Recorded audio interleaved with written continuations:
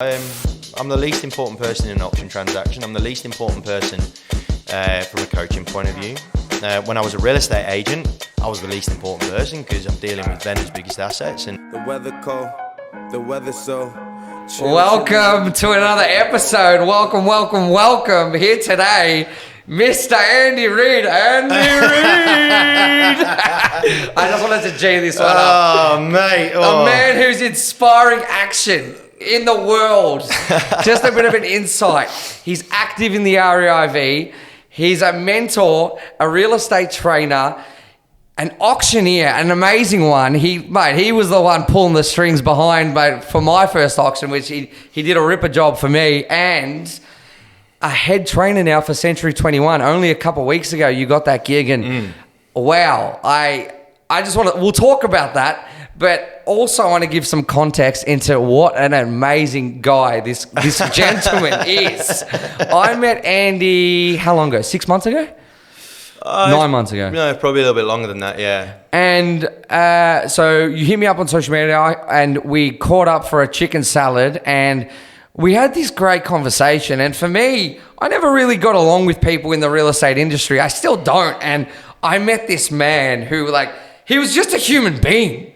Like, you were just human. Like, we talked football, we talked everything, we had a laugh, and you walked away, and I was like, wow, I am so glad that I've met this man. And, at the time, we talked a lot, and we delved into our businesses and what's been going on, and to see how much you have grown in that time since I've met you is insane. And I just had to get you on. And I want everybody to know who you are. And I just want to delve into absolutely everything. So we're going to tear you apart today, but we're going to have some fun. Mate, any excuse to have a chat with you is good enough for me, right? It's good enough for me. I'm very similar. You attract who you attract. You attract like for like and whatnot. And when we had that first conversation, so that I reached out to you off the back of. Could have been the Joker video, or it might have been the James Bond video. I can't remember.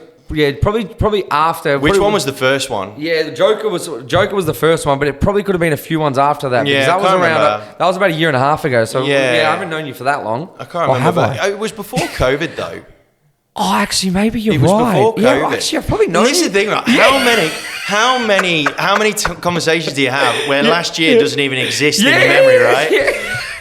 Everyone keeps going, oh shit, that was 2019. Yeah. You don't realise a whole year in between. You're probably right. That whole year was a blur. So maybe so. 6 months. 2020? What was that? Yeah. Definitely, man. So you're probably right. Yeah. So and it was off the back of that where I was like, look, there are some people, especially in the real estate space, that look for attention for attention's sake. You were clearly different in my mind because of the fact that you were doing things to gain attention, but there was clearly a much more there's a much more sort of not authentic, because that's such an overused word nowadays, but it seemed pure, like with the stuff that you were trying to do, and it's very, very different compared to the standard sit on the edge of someone else's Lambo for 5 seconds. Mate, am I on Andy's podcast? Yeah. I have a tendency to do that, right? Yeah. And that's where I just thought, I've got to reach out to this lad. I knew of you for some time. I wanted to figure out for myself whether you were one of those or whether you're one of those. And I tell you what, this is just the start, mate. This is just the start of what's going to be a lifelong friendship, I hope. Mate, what a plug. Oh, mate, that's amazing. You make me blush here, but wow. Man, Andy, 100%. And I think that goes in. It was funny. We were both together a couple of weeks ago at a lunch with 25 real estate agents. Oh, it was funny. And the day before, I was telling you that I'm not a big fan of real estate. And I don't want to sit here and bag them because I'm a real estate agent. Oh, look, you can't be shit. Are we allowed to swear? Yeah, we can do whatever you want. Right, yeah. So, sorry. It was hilarious. On Saturday, I was racing back to get home because I had an awards thing to get to. I'd done a day of auctions, had to get back, get changed, get back to an awards. And there was a McLaren going up the Monash, right? And I was like, I won't fucking show you this, dude. Yeah, So I'm gonna put it on this guy. stuck my finger, lit my finger, hit the old turbo button, gave him a wink. And then I went, You're the best. You got the Tokyo Drift music going on. Ready to rock and roll stereo. Yeah, fuck you, man. Sunny's on. We're not mucking around. I love it. I got the bog standard factory radio system in there. Put the window down, and I've got like some shit like fucking pop music on. I've got fucking Taylor Swift going on because my kids got hold of my iPod. And the players want to play, and I'm trying to burn them. I'm trying to burn a McLaren in my Kia. It's not even the sports version. It's just the bog standard granny version. I paid cash for. I love ya. Oh, this is going to be a good combo. We haven't even started. I'm already dead. This is going to be great. So the key to success, my friends. You have to do this. Have to buy a Kia Cerato. Andy. Let's take it back. Sorry, mate. Before we start telling everybody, this is how you're going to be successful, this is how you're going to win, let's give everybody an origin story. Wind it all the way back. Okie dokie. So you got a bit of an accent. Were you born in Australia? No. No, look, born in the middle of England to two parents that were both coppers, so they were both in the police force. And I was brought up very straight-edged, very, very straight-laced. My dad was in the army before he was in the police.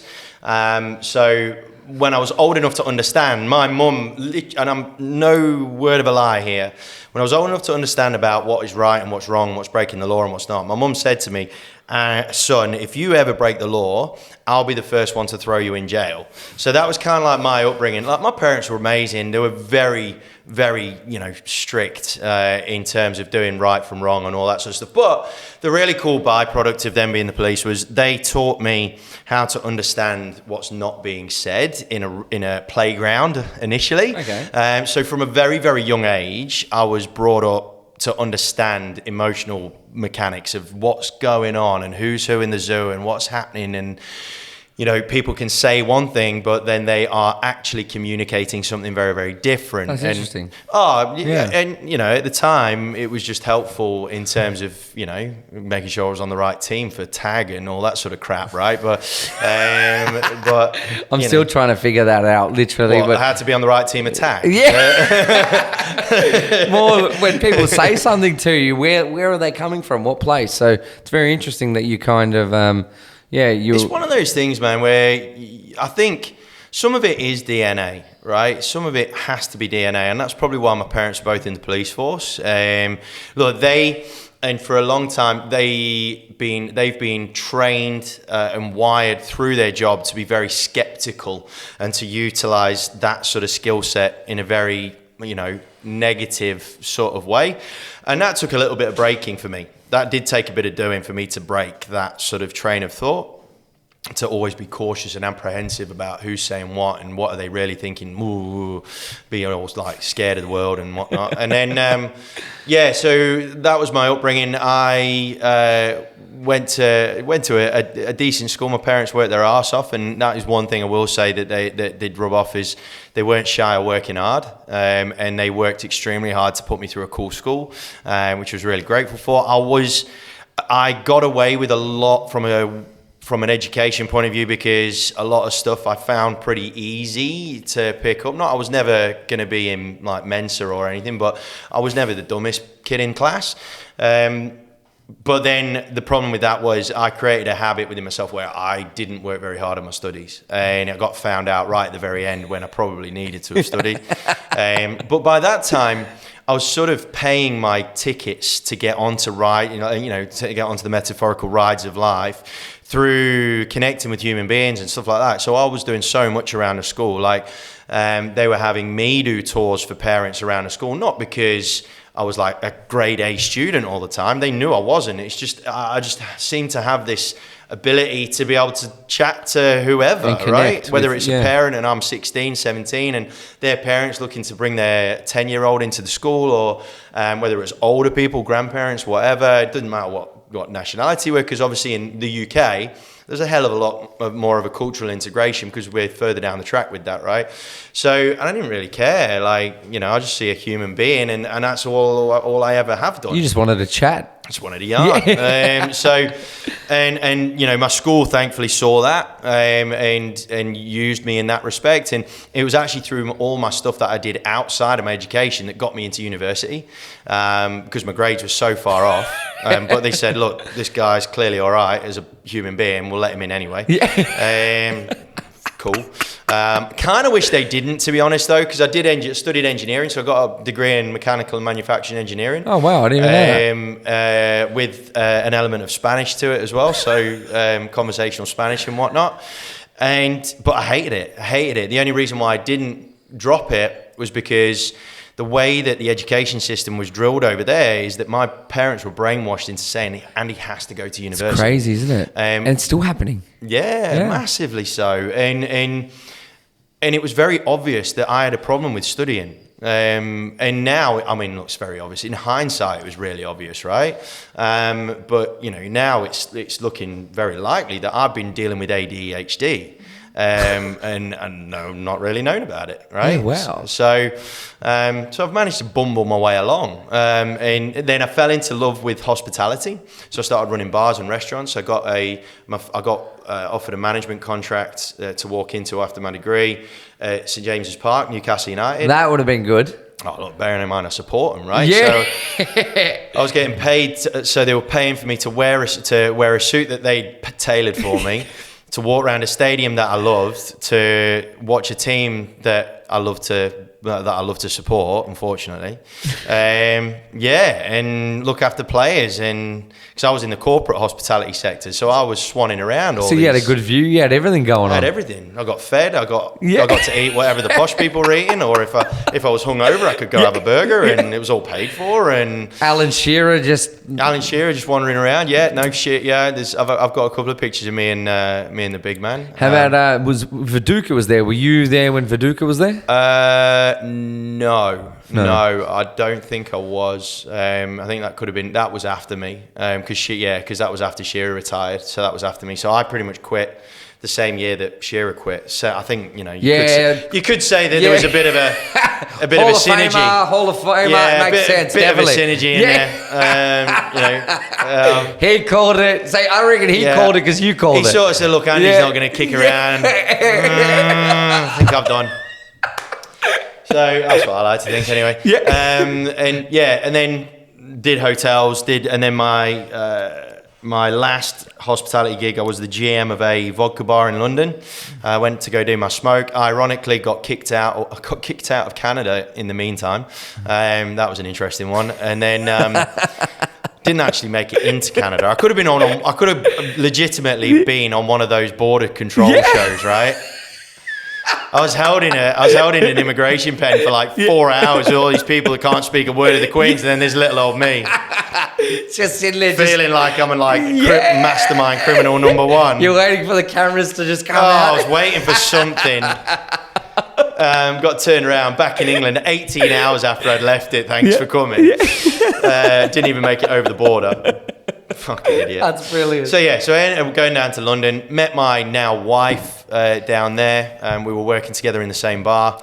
And then came over, and my father-in-law was a franchisee of a real estate firm, and he said I was going to get sponsored by Vodafone actually for a customer service role at a head office level. And my father said, "Mate, I think you'd be good at real estate." So I was like, "All right, well." So that's how it happened. So you never even thought about the game? No. How about in England? Nothing?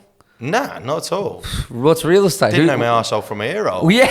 Over there. Nah. All I knew over there was how to get people drunk. Yeah.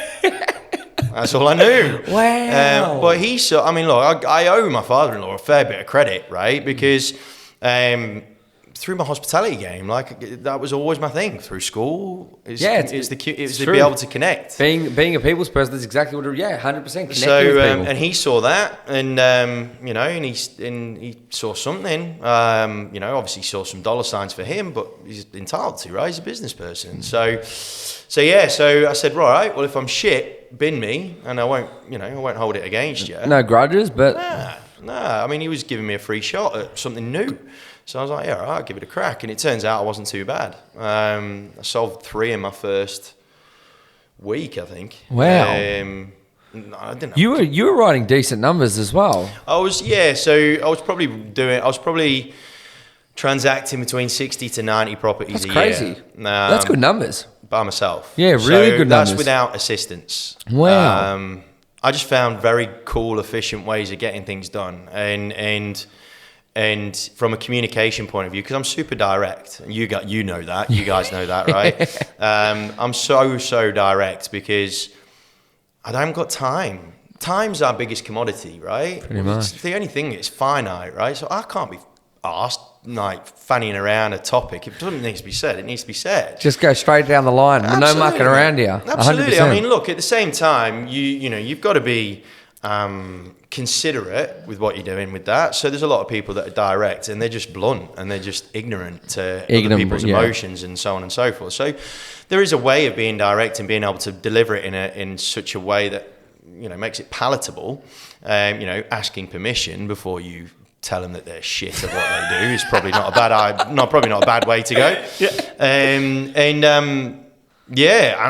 Like I say, I was just very efficient with the stuff that I did, and I'm not the most organised person in the world. It's hilarious. This new gig, people are saying, "Oh, Andy, I'm really looking forward to seeing your systems and blah blah blah. You're clearly really organised." I'm like, "Shit, yep." Yep, definitely, yep. And looking back, right, I'm a lover of chaos, right? I'm like the Joker, right? I love chaos because it's fair, like what he says in the film, right? In Batman Begins, or no, what's that next one? Dark Knight. I've actually got it quoted. I've got it saved in Have my... you? Yeah, 100%. Chaos it's fair. He's got... Introduce a little anarchy, upset the established order, and everything becomes chaos. I'm an agent of chaos. So literally just throw a few spanners in the works and just lather yourself in it and you'll find your way. Mate, the thing is with chaos, it forces you to make more gut decisions. And that's been one of my biggest challenges for me personally, is my head gets in the way of progress so much, or it used to. I joke about me being a very simple individual. And then when people because people don't understand what simple means. Leo da Vinci says simplicity is the ultimate form of sophistication. And I know, and I felt this way before I even found that quote, right? And that's pretty much my mantra, is I used to sort of be a little bit resentful of myself because of how much I did simplify things. And really? Oh yeah, a little bit, because you see all these people that are I'm dead complex and I do all this shit and blah blah blah blah blah, and they make things sound like they're bigger than Ben-Hur. and I'm like sat there or stood there and I'm like, fuck me, I'm like Captain Simple.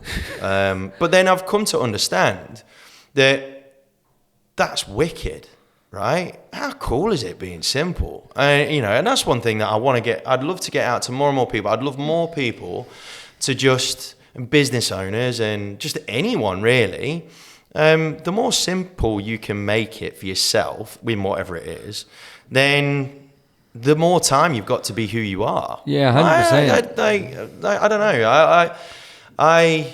And when people sort of laugh at me or scoff at me when I'm saying I'm a really simple guy, like I always do that, right? I'll say I'm a really simple individual. But I'll say, no, look, be careful to mix simple with stupid. But it's funny because the last, I don't know, I'll just use myself. I've been auditing myself the last 6 months, and I feel like sometimes I've completely complicated things, and I'm really trying to unravel to make it as simple as possible to run.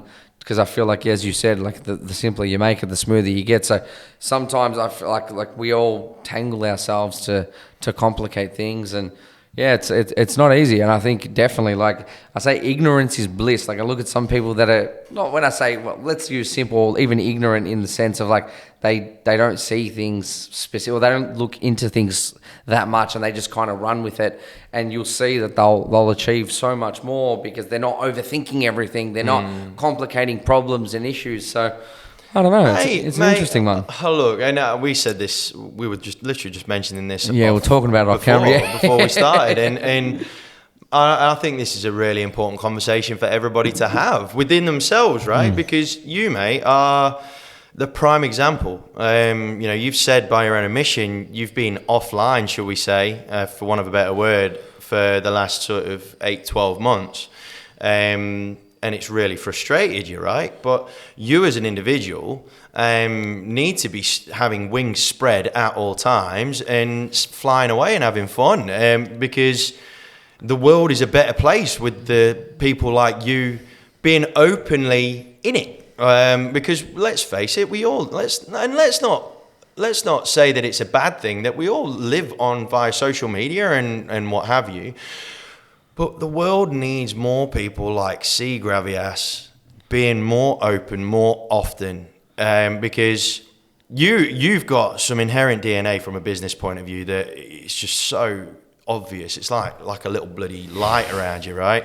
And more people need to understand. And when you are on, it's amazing because you do have everything so plainly communicated, so very easy to understand and consume, because you're just a dude, right? You're just a guy that just cracks on and has a laugh and has fun, and but there's a very conscientious mind behind it. You got to be very careful that you don't put that mind in front of all that fun, because that's not who you are. You're not this, tremendously thoughtful, bloody eloquent being, right? You're not. It's not like you're William Shakespeare, you know what I mean? But that's exactly my point. Well, it's true. You weren't put on this world to be Bill Shakespeare, right? You're put on here to be C. Gravias, and that's why I wish more people were like you and more open like you. And that's one of the reasons why I gravitated towards you, because you helped me to go, fuck it. Right, I'm going to come and rock. And look, that and COVID locking me away, not letting me do auctions and have my release and whatnot. And I was like a fucking recovering heroin addict, right? So caged in, like like a cage lion, like a lion, can't release the lion. Which we're gonna definitely I want to go into the auction. We won't touch on it yet. We'll definitely delve into that. But I'm really curious. You were doing 60 to 90 deals a year. You were making decent money. Yep. So And I was on the best wicket ever, because I was working for my father-in-law, which is blessing and curse, because I had to work harder than everyone else, which I was happy to do. But he rewarded you really well. If I needed to go away on holiday, there was no questions asked. Yeah, it was easy. If there was nothing asked, he was phenomenal in that respect from a family point of view. Going through mental health stuff, which we'll probably talk about in a bit as well. He was a ledge, absolute legend in that respect. So I had it easy. So why'd you move on? Because I wasn't happy. Why? Let's talk about this. What was it? So you're making this money and everything was great, but you were still not happy. What was eating at you? I've never been driven by money. Right, money is a byproduct of doing loads of fun, loads of stuff that you engage with and whatnot, and the money eventually comes, in my opinion. And I was becoming something that I didn't feel I was. And look, and the cool thing about me as a real estate person is I managed to find a way of being myself and being successful. I was doing some deals. To the point where I would tell all my potential vendors, I hadn't listed them, but I was saying, look, you can get hold of me anytime you like, except for any other Wednesday when I'm with my daughter. And as I'm sure you can appreciate, she's more important than anybody that I meet. From a work point of view. I was just upfront about it. And the amount that endeared me to vendors and potential vendors and whatnot. And the thing is, I wasn't doing it with any intention to become even more successful. I was just doing it because I needed to do it for me. Correct. And off the back of that, and it wasn't even a case of being authentic or being consciously or making an effort to be unauthentic. I was just being who I was. Yeah, you were just saying it straight down the line, whatever. You can never attempt to be authentic. You can't turn authentic on and off. This is why it shits me, because that was one of the reasons why I was getting, I wasn't happy, was because I am who I am, and I'm always going to be who I am. But there was times when not when I was doing things that were against my better judgment or anything like that, but it just wasn't what I wanted to do. It wasn't who I wanted to be, and it wasn't where I was Was I there wanted anything to be. specific, or was it what was it about the job, or what was it like? It was. Can you pinpoint it? I need to be entertained, right? And my wife knows this. The people closest to me know this.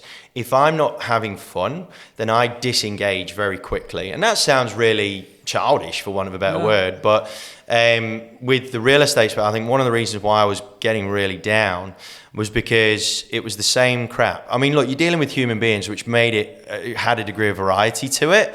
But the transactions, it was every month we were looking at the same board, talking about the same shit and whatnot. And that sort of Groundhog Day style of working, it did me in. And I get it. Because I'd got into a mode where I didn't really have to think that much in order to do pretty well, to sort of pick up 10 or 12 listings a month or whatever it was. I wasn't really feeling like I was putting in a hell of a lot of effort to get that. Then as a result of that, I just got into a bad pattern in terms of my mental health and well-being, and because I had way more time to think than what I need. And that's a big problem for me, because that's when my brain does tend to hit overdrive and whatnot. And because of old wiring, like I said, I'm not knocking my parents for anything that they did. They were the best parents that they could have possibly ever been. I never wanted for anything. They'd mortgaged the house for a second time just to put me through a good school. I was lucky as a kid. But they didn't understand, or they didn't realize, or they didn't have it brought to their attention that I was being wired to become a slave to life as opposed to a servant of life. And it's interesting. I literally this morning, when I was coaching a team up in New South Wales online, this is the distinction I came up with. Those guys were being slaves to the game instead of being servants of the game. And that was the huge difference. That was the big thing in life for me, was I was a slave to life. I wasn't even satisfied until I'd made someone else happy, and that gave me the permission within myself to think, okay, I've done okay. Wow. But I never see anything. I've never saw anything as an achievement. Never. Like my degree, whatever. I was at 21. I was running that business that I was running as part of the club. We were pulling in a net profit of £6.7 million a year. Fuck. And I was running that at 21. Wow. Pounds. So we're talking $13-14 million of profit. Yeah, back how long ago? And that was in 2005. Yeah, wow. That's big money now, man. You know what I mean? Yeah. So there's lots of stuff, and loads of people try and tell me. But for me, because of the way that I've been brought up, is as soon as I achieved something, it was in the past. And I was like, right, okay, cool. So what's next? And then, it was, okay, that's interesting. So you never really saw anything that you just kind of stood out and you're like, wow, like that's huge. And it's funny, which we'll touch on, like when you got your gig as the head of Central 21, like you turned around to you said, I deserve this. So you really first thing, first ever thing in my life. That's crazy. Which we'll definitely touch on. Going into, so you felt that, and then you said, okay, this needs to change. And so when boredom sets in for me, it's almost game over. It's very hard for me to turn that around within myself. And you can blame it on the ADD or whatever you want to blame it on. But auctioneering I fell in love with in 2012. So again, my father-in-law came back off a holiday. I had it was 2.5 weeks. So I just got back off my holiday. I was jet lagged. My father-in-law says, "Hey, Reedy," and I remember it so well, in the corridor at work, and he goes, "Reedy, I've booked you an auction." And I was like, "Yeah, sweet, no problem." And I was thinking I was going to be the buyer runner. And he's looking at me, gone out, and I'm like, "You all right?" He goes, "You don't understand, do you?" And I went, "What do you mean? What do you mean?" He goes, "No, we're going to get you to call the auction. I think you need to call auctions." And I was like, "Yep, okay." Yep. And he threw me into it. Yep. He threw me into it on 2.5 weeks' notice and zero training, zero exposure to auction land. Yeah. So I was like, right, okay. And we went out to the paddock opposite Cranbourne racetrack because no one can hear you scream there. And we were training every day. And that first auction, and I made a couple of absolute clangers in it, and it's on tape. Absolute clangers. But it was an adrenaline rush. Now, here's the interesting thing. It was an adrenaline rush, but not at one point was it an ego trip. Like, not at one stage did I even remotely think that this was going to be great for my career.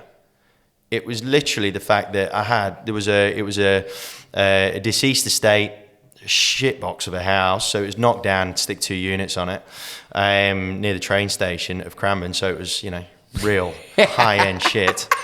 And it was a deceased estate, and there was 2 older ladies, 2 sisters that were selling it. And when I went in, and the look on their faces, because they wanted like 195 grand, I think it was, and we ended up getting to 213, I think, 217, something like that. And just the relief on their faces, and the joy that was on the buyer's face because they won, and the attention was the last thing on my mind. It was just how my human DNA ability managed to make that happen. And it was and I was not thinking about anything. I was just doing shit. I'd put my practice in, put my effort in. I was sort of concentrating on the stuff that needed to be done from a legal point of view. But then when I rocked, I was just doing me.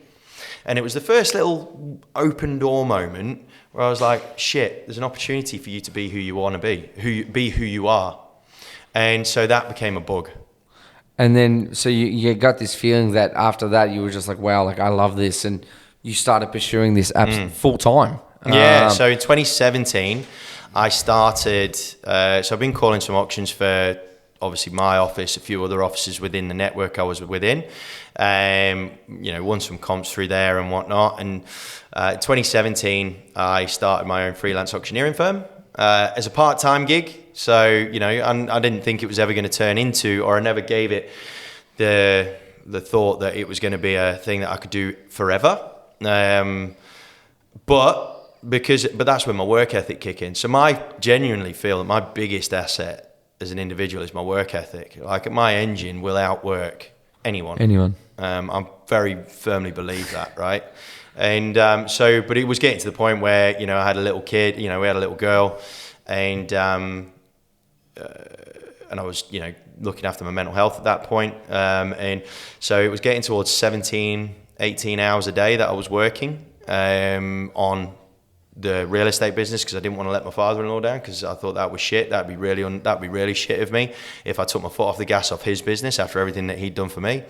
But then building this thing that it was like no effort whatsoever to do it, and I'm like just gravitating towards it so badly. I'm like, I'm up at 2, 3 a.m. doing shit. Like, you can't call any auctions at 2, 3 a.m. obviously, but I was loving just working on the business, doing some social media stuff, like doing things like prospecting, doing some DMing and blah, blah, blah, blah, blah. And so something had to give. So I took the hard decision to follow my gut. And now I'm super grateful that I went through mental health challenges before that, because that helped me from a coaching, like in terms of my own mental health and coaching and whatnot within myself. That allowed me to understand what the right decision was for me.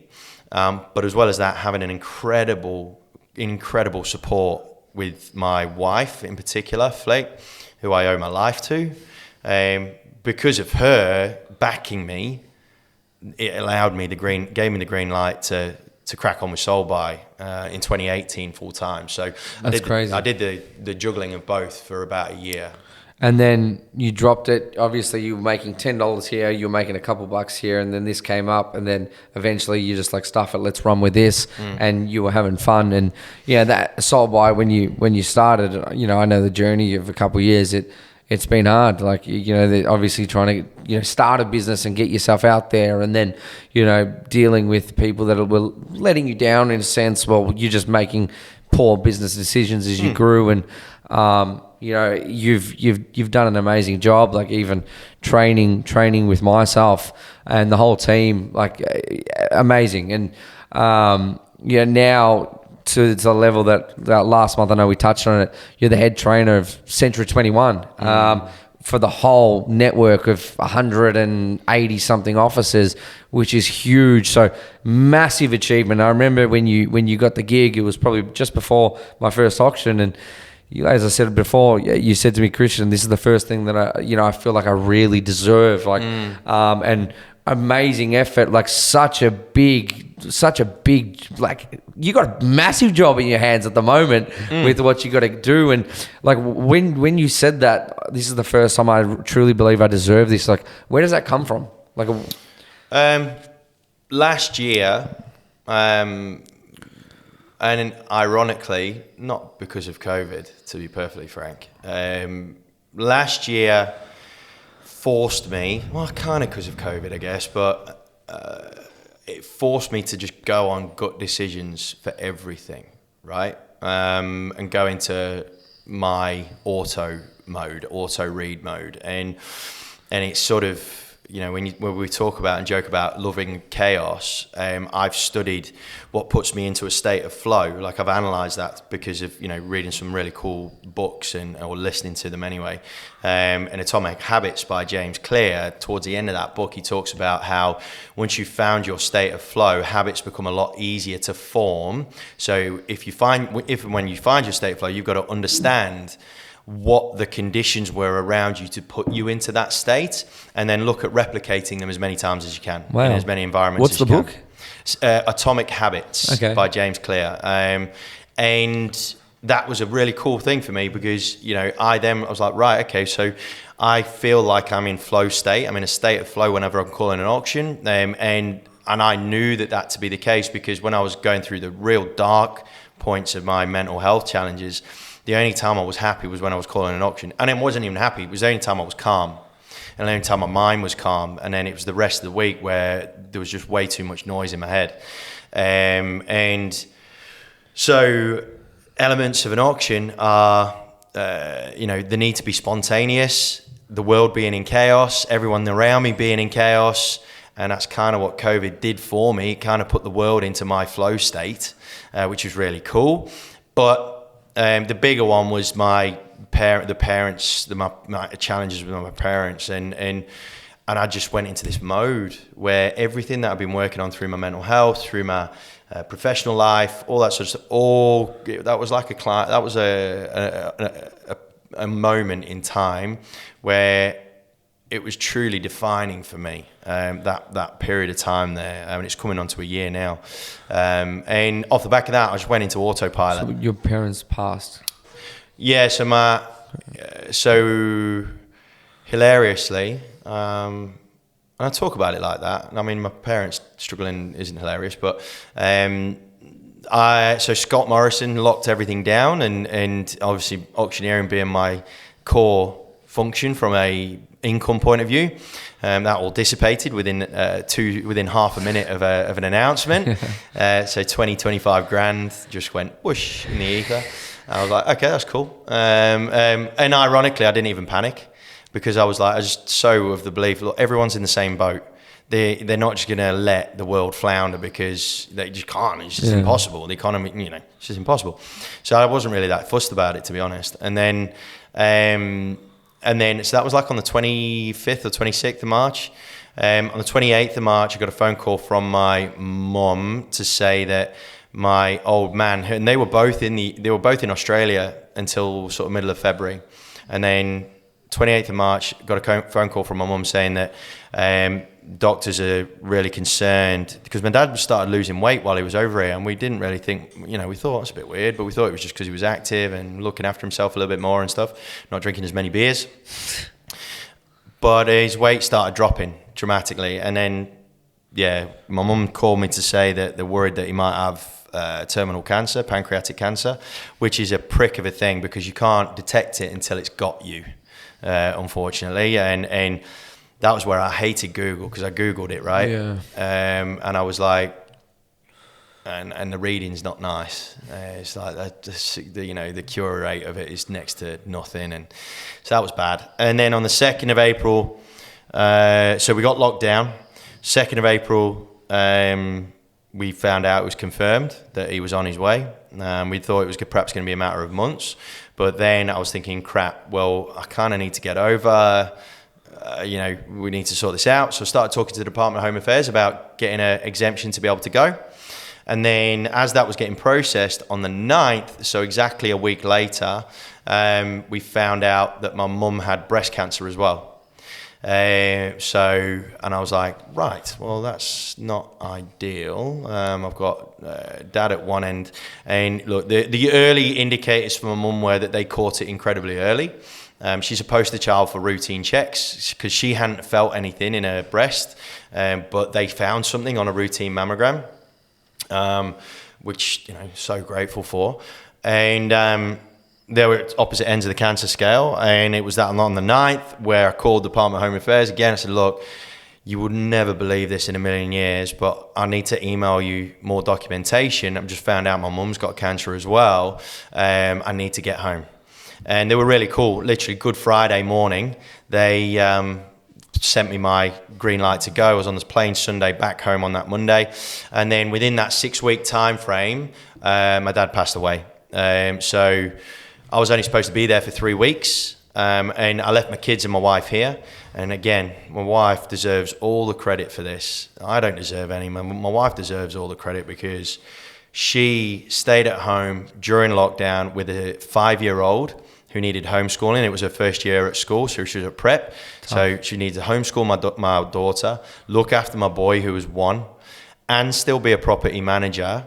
So still function as an operator within the space. Dealing with all the chaos that was going on in the real estate industry on top. Yeah, on top of that, run a home, and all that sort of stuff. And then support her fella who was dealing with the mortality of both his parents, essentially. She deserves all the credit under the sun. I mean, I could feel myself getting emotional thinking about it now because that takes a superhuman. That is someone that is just out of this world, right? I'm so lucky. And so went home, was only supposed to be there for 3 weeks. Dad took a turn 2 days before I was supposed to leave. He had a stroke in his bed, and that was the beginning of the end. So I extended it. He passed away after 3 weeks, and I'm so lucky. I'm so grateful that I was one of the few that got to be at my dad's bedside when he passed, which is what a lot of people didn't get to do during last year. A lot of people. So and that was the thing, right? Any person that I spoke to, the big word for me was gratitude. I would say, look, I'm just so grateful I had him as a dad in the first place, right? I'm just lucky that You're already a winner. Yeah. I already won. Yeah. As opposed to the guy that I'm losing, I'm much more grateful for the dad that I had. I'm so incredibly grateful that through good fortune, nothing more, I got the green light to go home throughout everything, all the red tape and drama and shit that was going on. I had the fortune that I got the green light to go, and be there. And it was fortunate for me and my mum. In the sense, like with my dad's timing when he had that major stroke, that I was there because it was like 6:45 in the morning. If I'd have not been there, my mum would have had to have dealt with that all by herself. My dad was limp. He was a big boy, and he was a mess. Like he must have had the stroke partway through the night, and he couldn't communicate, and it was a major thing. It's tough. Look, man, that for me was way harder to deal with than him passing away in the end, to be honest. That was way harder.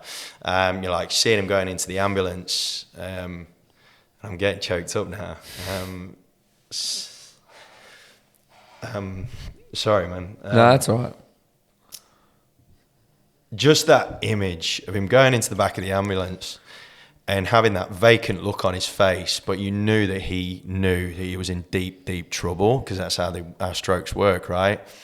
And he was just gazing out of the hospital, out of the ambulance window. See your old man.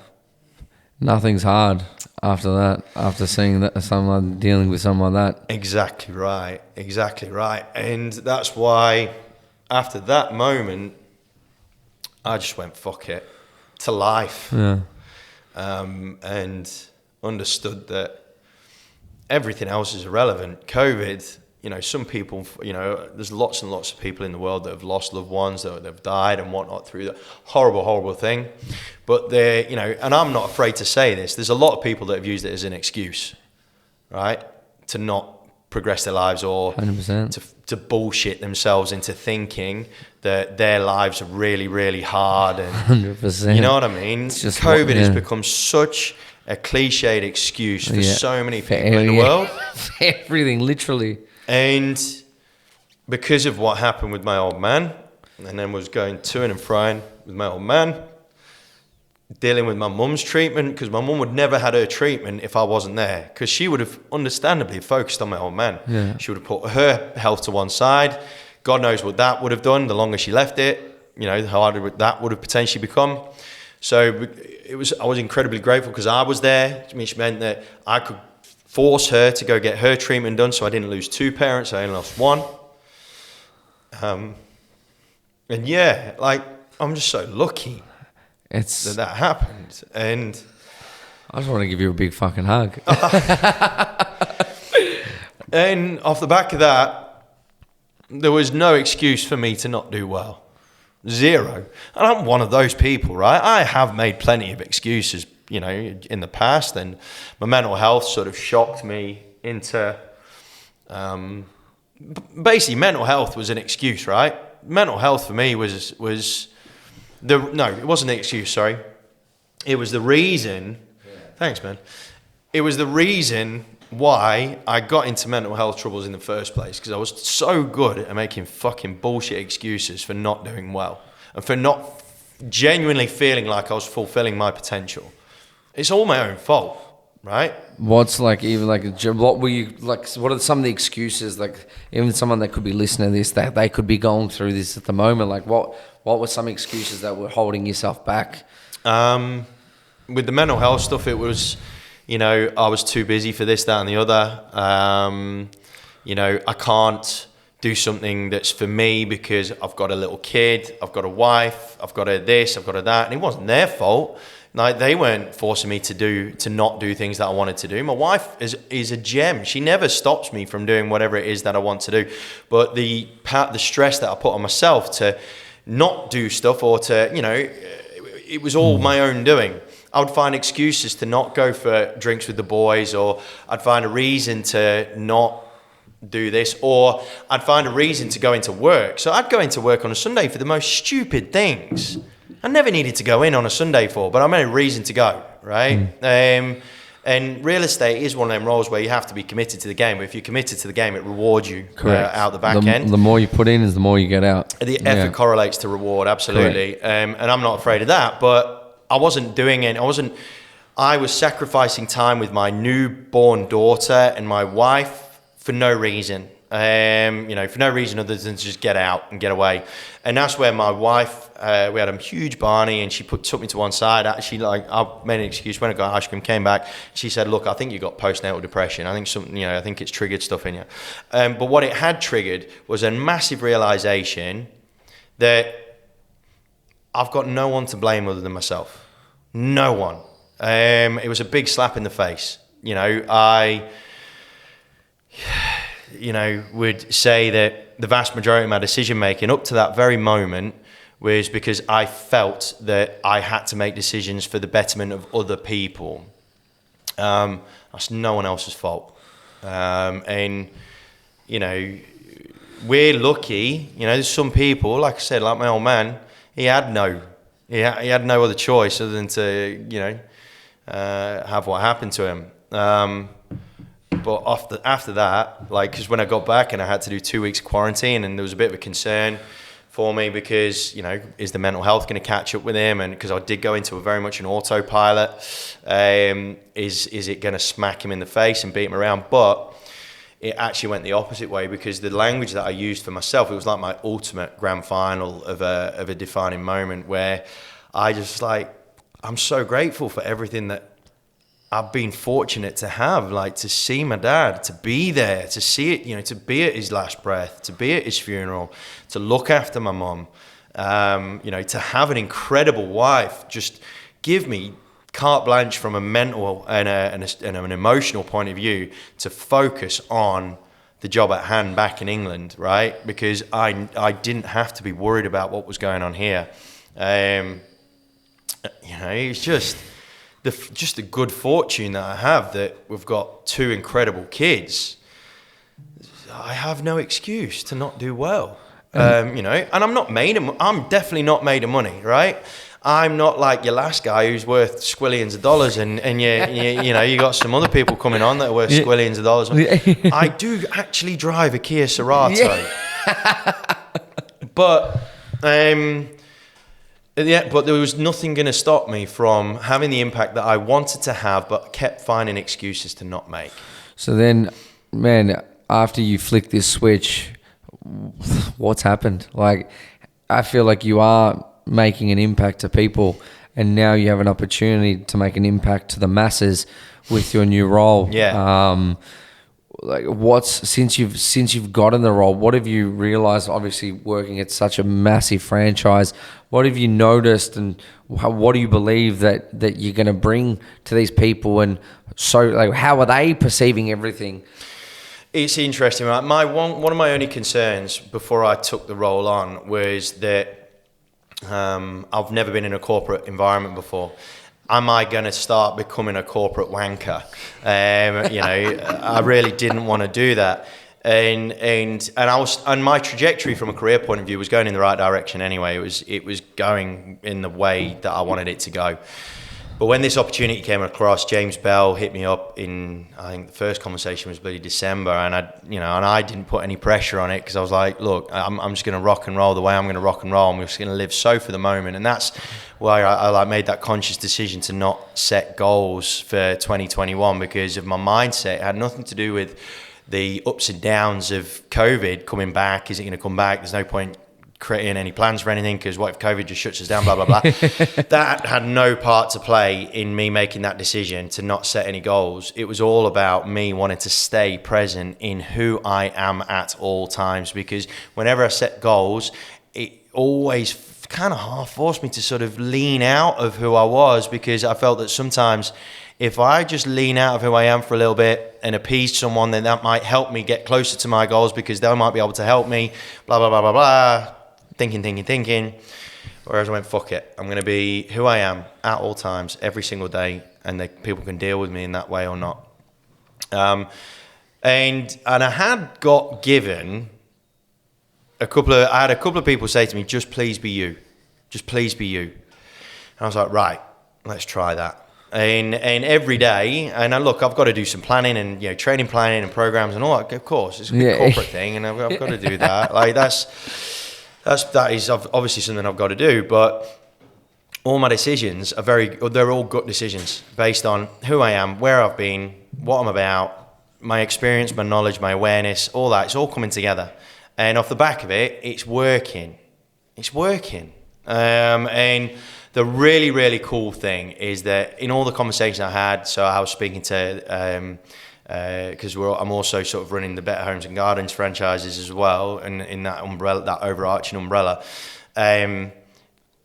spoke to one of their most successful director, and we had a really good open conversation because I know she's going well. So I'm like, but old me would have been like, well, I've got nothing to offer this person. Whereas now me, and that's the thing, and New Year's resolutions, I accidentally said, a lot of the stuff I say is by accident, and I accidentally said to someone, it should not be New Year, new me, it should be New Year, now me. What's a now year resolution, right? What is important now? Because New Year's resolution, they're just an excuse to make yourself feel good and paper over much cracks in your I'm going to go to the gym, Jan 1, Jan 2. So what's a now year resolution? What's now me look like? And that's really played very, very well into this thing that I've taken on. because last year I just went into a mode where everybody saw, because I was doing all the live shows and all that sort of stuff, everybody saw my work engine, right? Pretty much, yeah. You were going hard, especially during lockdown. In lockdown, I committed to doing a live Q&A 7 days a week. Yeah, you were. And I was on there at 9 o'clock at night, every single day, 7 days a week for the entire second lockdown in Melbourne. And I wasn't doing it for me. I wasn't doing it for good of my own health. I was just doing it because I felt I should. And as a result of that, this opportunity's come along. And then as a result of that, I've got this little TV show now that I do every week. And as a result of that, I have people asking me to coach them all the time now, which is where I wanted my life to be, because I like helping other people get the fame and the glory and all the razzmatazz. I'm happy to drive in to get back into my Kia and piss off to the next one, right? I'm not a huge fan of the spotlight. I'm not. That's interesting. I'm not. I'm the least important person in an auction transaction. I'm the least important person from a coaching point of view. When I was a real estate agent, I was the least important person because I'm dealing with vendors' biggest assets and buyers' next big moves. And who am I? I'm just a facilitator, right? I just happen to be quite good at it. I'm the least important person. And there's a distinct difference. Like I said, going back to that slave versus servant. I'm happy to still be the least important person as a servant of the game, right? Where I'm wholly and humbly confident in who I am and the skill sets that I bring and the awareness that I have. I'm not going to try and be a slave to the game where I'm just trying to be everything to everyone, or I'm trying to communicate everything to everyone because I want the fame, I want the attention and the adulation of the industry. I want the masses to love me, right? I don't want that, and that was actually one thing where I was thinking, do I really take this corporate gig on? Because if it goes the way that it could potentially go, then I will become a known entity. And if that happens as a byproduct, then it happens as a byproduct. Is it going to change how I rock and roll? Well, I think it definitely is going to happen. And mate, on Friday, you've got the Good Friday appeal. You are center stage. You are the man, the auctioneer. Literally, talk to me about that. So what is it exactly? You're auctioning off a house. Yeah. So it's an unreserved auction of a brand new Henley home, fully furnished, in a new Villawood estate up in Woolert, which is near Craigieburn. And yeah, I mean, Henley and Villawood, who are the land developers, have been doing it for 20-something years, 25 years, I think they've been doing it now, where they built a home and paid for it all themselves and then auctioned it off unreserved, and every single cent of that auction goes to the Royal Children's Hospital.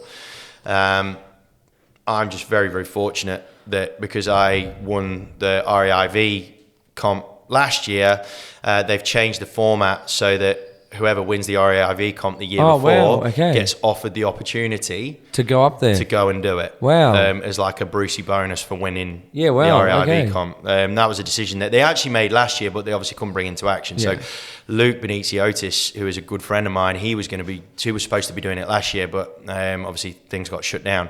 And before that was Adrian Batira of Compton Green, who is for me is a bit of a godfather of the industry. He's such a good guy, and it was his decision as the chairman of the Master Auctioneers group. That's crazy, man. So yeah, off the back of that, got my Master Auctioneer badge, which was really, really humbling. And yeah, got to do this gig in front of Channel 7 and a few hundred people, and hopefully break a record. I'll be pissed if I don't. You're gonna kill it. I'll be pissed if I don't. Yeah, I reckon you got this. I'll be so angry if I don't break a record. And you're literally going to be the man of the moment. You're going to be in shining lights. It's going to be ripper. But you know what? But I won't. It's not. You're doing it for a bigger cause. And that's the thing, right? Yeah. I love charity auctions, right? Yeah. It's not my biggest crowd. You look good at a tutu yesterday. I saw that. Yeah. That kind of gives you a bit of an idea as to who I am, right? So yeah, that was a community centre that I'm still doing. I still help out near me, and the ladies are stupidly, my mouth gets me into trouble, and I stupidly said in a committee meeting, right, well, if you get $1,500 for the Breast Cancer Foundation, then I'll come and do some squats with you in a tutu. Yeah. Sure enough, that's what they did. And they smashed it. I genuinely didn't think they were going to do it. Good on you, man. That's crazy. And man, give us some tips. So you've gone through everything. I should have probably delved into a little bit more. But as a real estate agent, if a real estate agent's listening to this, what's 3 tips that they should be taking into their real estate career? And even as an auctioneer, what are some tips that if they're looking to become an auctioneer or just get better? What could you be telling people? Oh, look, you've always got to be practicing. Like, from an auctioneering point of view, I'm one of the most active auctioneers in our state, in Victoria. I can pretty much guarantee I'll practice more than most as well, right? So Luke, who I mentioned before, he and I, we go shout down at Blackburn Lake, and we have a nice little romantic walk down to the lake. And I'm sure some people think it's a bit fruity, but we go down and have a shout. And between us, he's won the 2 previous REIV comps, and he and I probably train more than anyone else. Wow. And practice more than anyone else. There's an LVD, there's an auctioneering competition that I should have been in Queenstown, but because of COVID, I couldn't make it. That's on right now, today and yesterday, and I had it on yesterday while I was doing my work, because I'm a student. I'm always a student of the game. And it's the same in real estate. I'm always a student of the game, because the one certainty that we've got is the uncertainty of human behavior, is the unpredictability, right? It's the one thing that we know is going to happen, is that people are different. So you'll never learn everything. Now, on the agent side of things, there are fundamentals that you can't get away from. There's no shortcuts. And I know, because I've tried to find them and did my own head in trying to find them. There's no shortcut to hard work. There's nothing. And that's the same with anything, right? I don't want to sound cliche, but it's the same, you can't go to the gym and automatically become Arnold Schwarzenegger. It's true. Right? And even if you do have shortcuts like steroid injections or anything like that, it's going to come at the cost of, if you're a guy, your balls, for example, and they'll shrivel into nothing. So there's a price to pay for every shortcut, right? So you can't bullshit the game. The game will find you out. 100%. And it will. Your community will find you out. If you try to shortcut, and I've seen it, and I'll keep seeing it, where agents have become successful really quickly, and good on them. And you can become successful really quickly by not shortcutting if you've got the work ethic, right? You can accelerate your success if you've got that DNA advantage of having the bulldog in you to get deals done, but having that personality to be able to do it in a way where people don't feel like they've been bitten by a bulldog, right? And you can have that DNA advantage, but anybody can be successful in their own minds in real estate if they don't shortcut their fundamentals. I do believe in traditional plus modern. I am a believer that you do need to mesh the two. I believe that technology allows you to be more human. It's not there to take over your job. It's not there to shortcut you getting shit done. Like the amount of times I'm getting asked at the minute, lead generator, what do I need to do to generate leads? Jump on the bloody phone. Start working, right? And the thing is, right, with things like prospecting, jumping on the phone, it isn't as simple as jumping on the phone, because you can use technology to increase the probability of you getting a successful outcome of each phone call. So that's where I do think technology is needed, because you need to prospect more intelligently. You have to. Because otherwise, you're just going to do your own editing. Prospecting shit. If you're running in circles, and there's so many aspects. Like, for example, let's use social media marketing.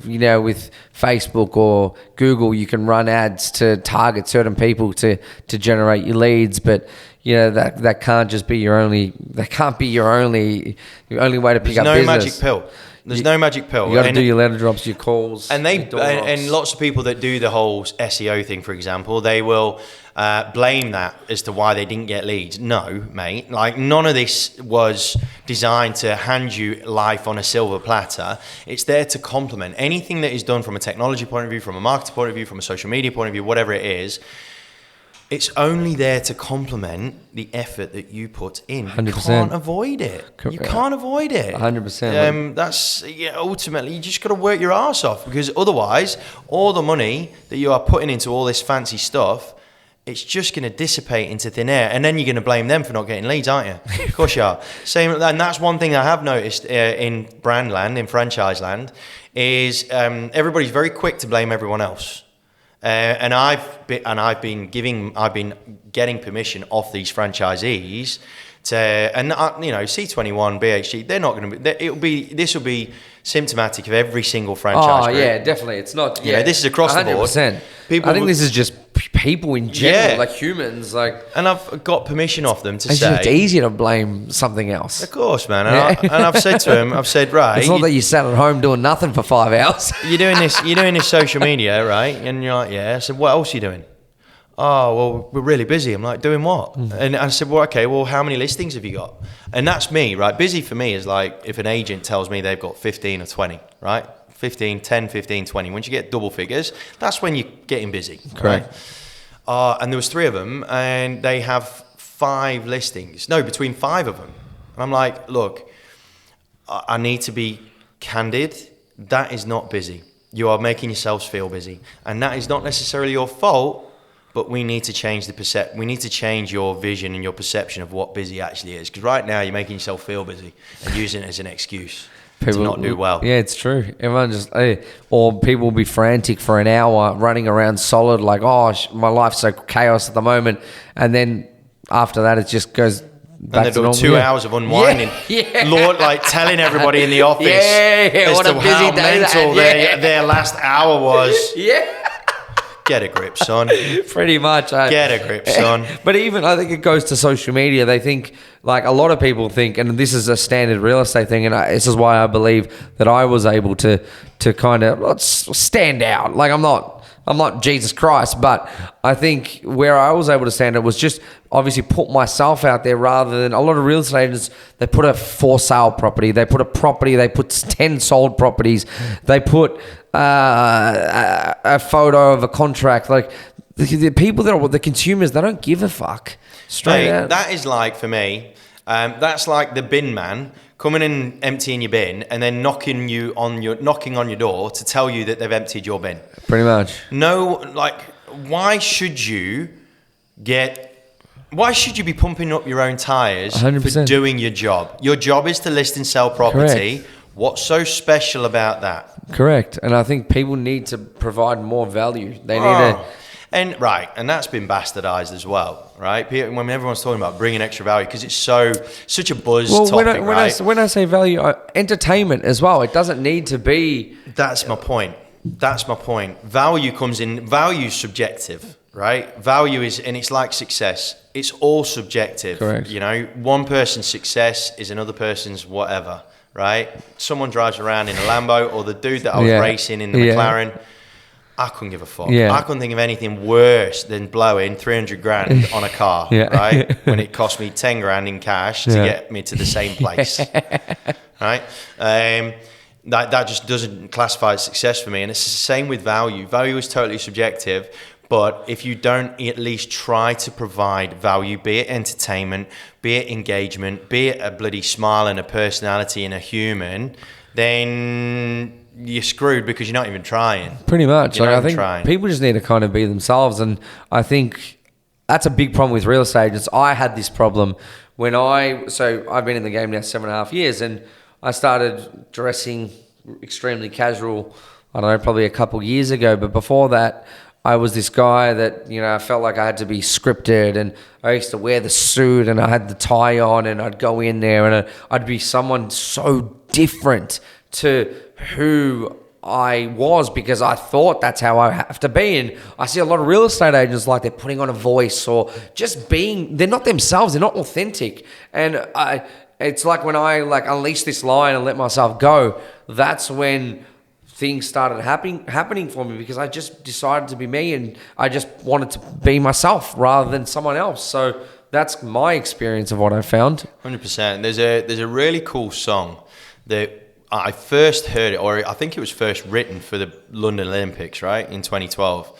And when I first heard it, because I was watching the opening ceremony from Australia, because I was in Oz, and when I first heard it, I burst into tears, right? I kind of wish I'd have paid attention to that moment a lot more, because then I sort of passed it off as me just being a little bit homesick, when in fact this song actually resonated with me so strongly that it reduced me to tears.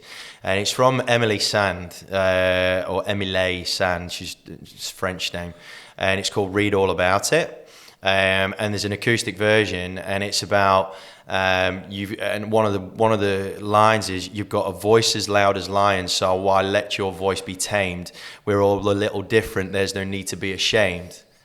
You got the power to light a room, so why hide that light away? You know, and the chorus, like, I'm gonna sing, I'm gonna shout, I'm gonna hear my voice cry out. You can hear it in all of the papers. I'm not afraid. You can read all about it. Read all about it. And that song, it pretty much sums up me now.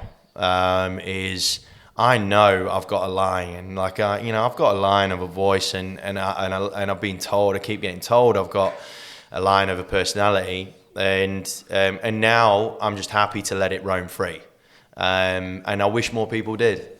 And be if you want to call it, the animal that they're destined to be. I think a lot of people are held back because they're worried about their opinions, for example. And it's funny, you said something at the start of this podcast, which I think it holds a lot of people back, that you went to university because your parents said that you had to do that. So a lot of people are still holding on to like things of what their parents believe, or their friends believe, or their family believe in general, and they're not able to push through boundaries. And for you've obviously broken through, and now you're becoming you're the person that you truly are, and you are showing yourself to the world, where a lot of people go like a zombie through life, 40, 50 years, where they're 60, 70 years old, and they never even were their true self, or they never released their true selves because of fear of judgment, or all this stuff that's holding people back. 100%, and it's not their fault. I had to go to the depths of myself, staring at my own mortality through mental health twice, where I was considering, excusing myself from the world. For me to really hear me, to really hear my inner voice, whatever you want to call it, my gut instinct, whatever cliche, whatever term you want to put to it, right? I had to go to there to really hear myself, and I would never recommend it. It's not a nice place to go to. I don't imagine it. I'm kind of, look, in all honesty, I'm really glad that I did. Because that stopped a freight train of a disaster from happening. Like, if I hadn't have noticed it or paid attention, or if my wife hadn't had the balls to pull me to one side and say, Andy, I think you've got a mental health problem, I probably would have ended it. I probably would not have been here chatting to you, to be perfectly frank. That's heavy, man. Oh, but it's true. Yeah. No, it's literally it. Like, it's crazy. Yeah, that's really... But now, it's game on. What's... If people that are listening to this, like, that, possibly going through something that you were going through, or, not feeling right, what's some advice that you could really... Because that's... Yeah, it's... I got asked this question a couple of years ago, and I came up with the weirdest answer. But I'll say it to you: wear good underpants. Right? It's the fucking weirdest answer, right? I'm not belittling the whole thing. However, the significance of wearing a good pair of underpants is mental, and it is. And hopefully this might actually stick in people's heads, because there is lots of advice getting put out there now, which is amazing. The stigma of mental health is quickly dissipating, which is phenomenal, and people are a lot more open about talking about it and stuff. But it's starting to become very noisy again, which can then just become an excuse, right? Because there's so much out there, people don't end up consuming much of it because there's so much of it. What I mean by wearing good underpants is, right, I'll do a little test with you, mate, right? Close your eyes for a second. Play this game with me. I want to play a game. Right, so you close your eyes, picture yourself getting out of bed. Right, so picture yourself being at home, alarm goes off. You get out of bed. Yeah. You walk to your bathroom. Yeah. Turn the shower on, have a shower. How'd you shower? You've just got yourself dry, sort yourself out. Go to your underpants drawer. Pick up a pair of pants, and you're looking at them, and they're looking like they're not your weekend G-banger that you normally put on. And just picture yourself and feel yourself putting your undies on, right? Well, I've picked out these Joker ones that I got. Someone bought me a pair of Joker underpants. I was like, you know what? Let's put those ones on. Right? And look at the reaction that's invoked in you already, right? Yeah. The whole thing, you can open your eyes now. The whole point of that is the fact that however bad you feel your life is, you will always have some wins every single day. The point is the fact that you've got to be aware of when those small wins happen, because normal people, if they're really struggling through mental health challenges and so on and so forth, they will not notice any of these wins because they will go into autopilot where they'll get dressed and then they'll cloud over their head and they'll just go trudging out to work and they'll do their thing and they'll come back and then they'll hate their life even more. When in essence, every single day delivers you a whole bunch of wins. You've just got to notice them. And it's why I always say to myself, and I think we talked about this on a podcast with you last year, that every day I wake up and I always just try to tell myself how grateful I am and try to pick out all these small things. I've got water, okay, I've got a roof over my head, and but you've got to be careful not to be too blasé about that, right? Because everyone, people from the outside would say, well, mate, what you got to whinge about, right? Yeah. And back in the day when I was first going through it, even my wife, because she had to go through an education where, Andy, you've got no reason to be sad, right? You've got you got a nice car, you've got a nice kid, you've got a nice house, I think you've got a nice wife. Your life on the outside is phenomenal. You live in an amazing city. What have you got to be sad about, right? And so that whole roof over my head, it can be really blasé, and that's why I went to the extent of saying just focus on putting on a good pair of underpants. That's fair. That's actually because some people you're making me bloody emotional here, man. Some people need the joke. Some people need the Joker underpants. Yeah. For some people, a G-banger is perfectly comfortable. For some people, it's it's granny pants or whatever it is. But it's like that one thing, if you need a win, you can always just put on a pair of good underpants and at least you've got that one thing right. And then from there, you look at the next thing you can get right. And I had to break that, I had to break that my life down into the lowest common denominators. And that's where I discovered this sort of stuff, right? And that's where I say to everybody, just put on a real good pair of underpants in the morning and at least you'll have started off with a win.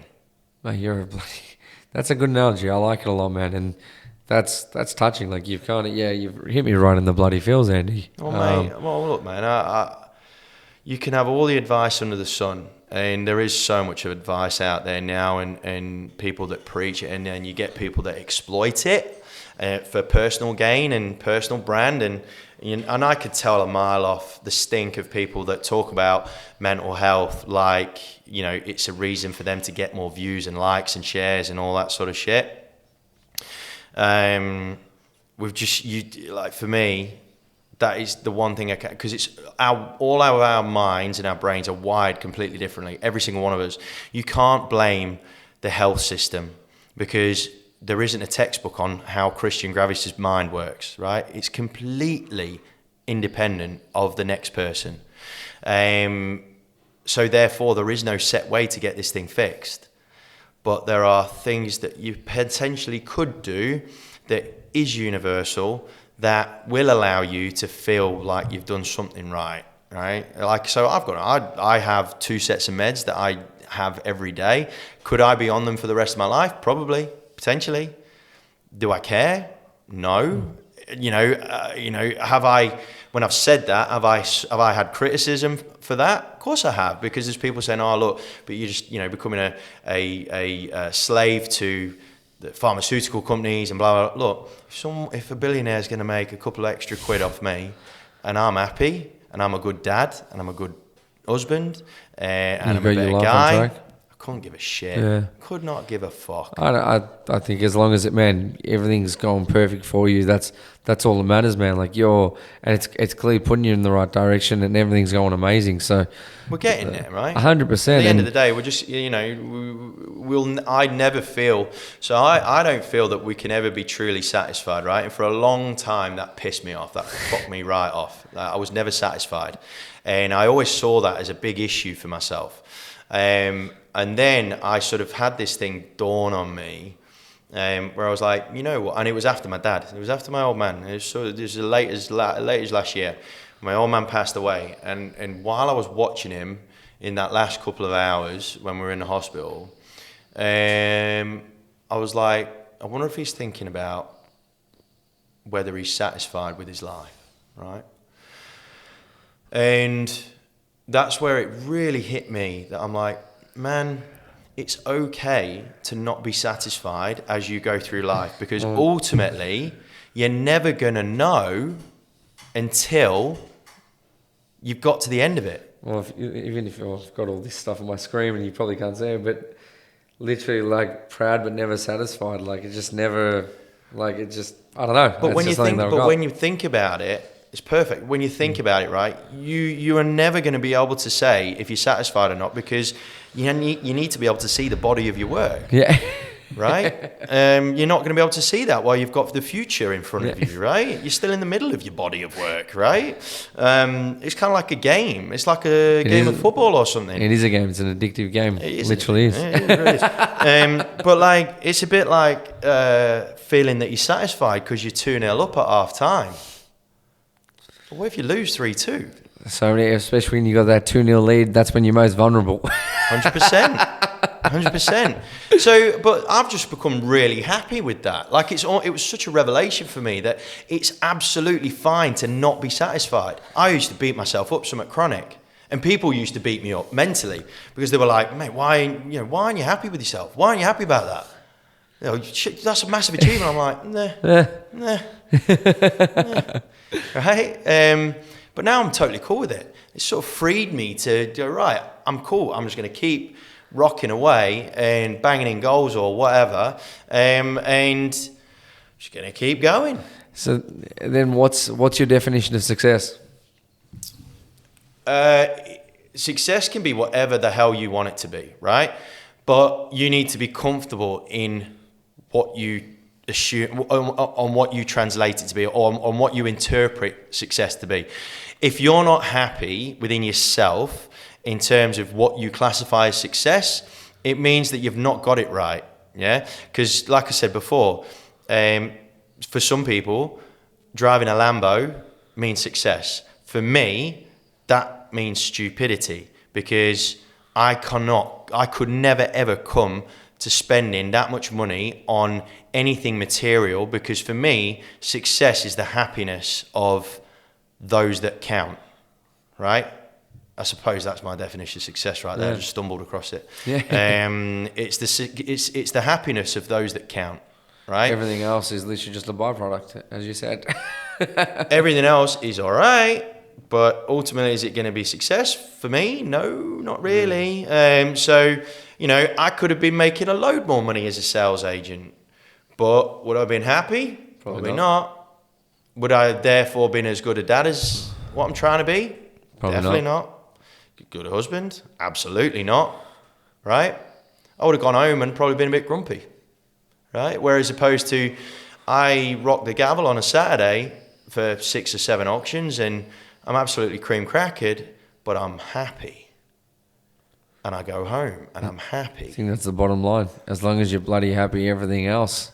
And that's why I was completely content to sacrifice and just giving away the easiest ride. Like, I had my father-in-law's a boss, therefore I could do what I want. I could get away with what I want. I could go on holiday whenever I wanted to. And you're making good money. And I was making really good money and getting a car paid for. Yeah. You know what I mean? Life was good. And getting given. Well, it shares. looked like life was bloody getting good. shares, Yeah. like in a business, right? Getting given them to stay, right?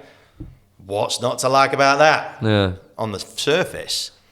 But I wanted to follow my happiness. And now it's taken 4 years of working, double hours every day, and being content doing that and being happy doing that.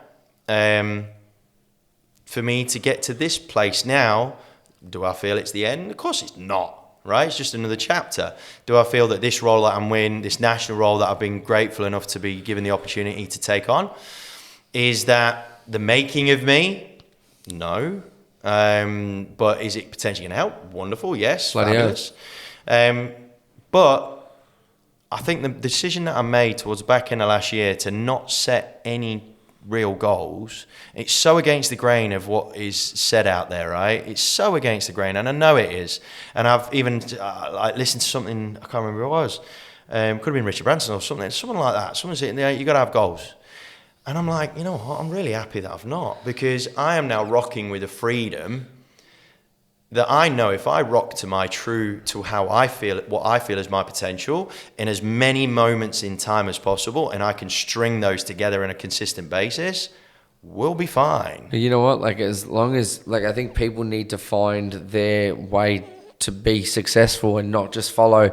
Like, waking up 5 a.m, going to the gym is probably great for someone, but it's not great for absolutely everyone. Or, No.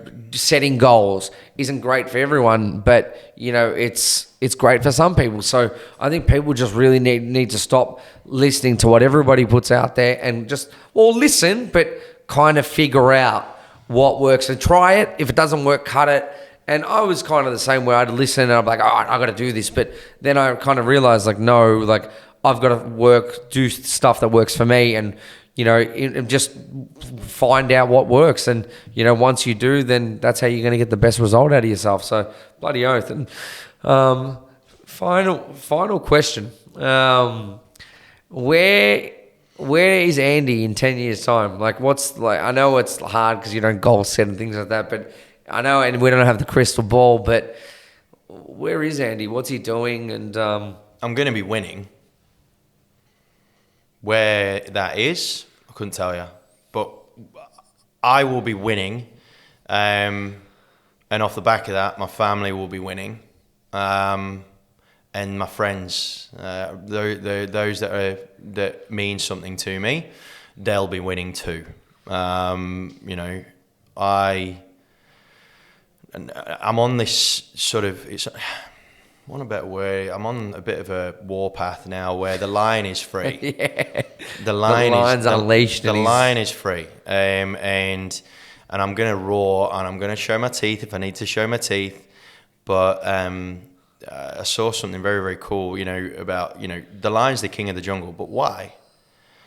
Because he ain't the quickest and he ain't the strongest, right? I think this used an elephant stronger than a lion. Cheetah's quicker than a lion.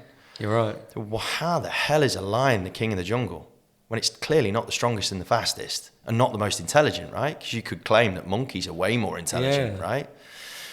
It's this. It's who they feel they are, what they feel they are. They feel that they are the king of the jungle. Now, do I want to have a crown and be classified as the king of the jungle? Nope. If it happens as a byproduct of me rocking and rolling, so be it. So be it. Am I going to aim for that? No. But if it happens, if it comes along because of a string of moments of time that I've strung together with a degree of consistency, where I've been as good as I can possibly be in every single moment, and if it's resulted in that, fair enough.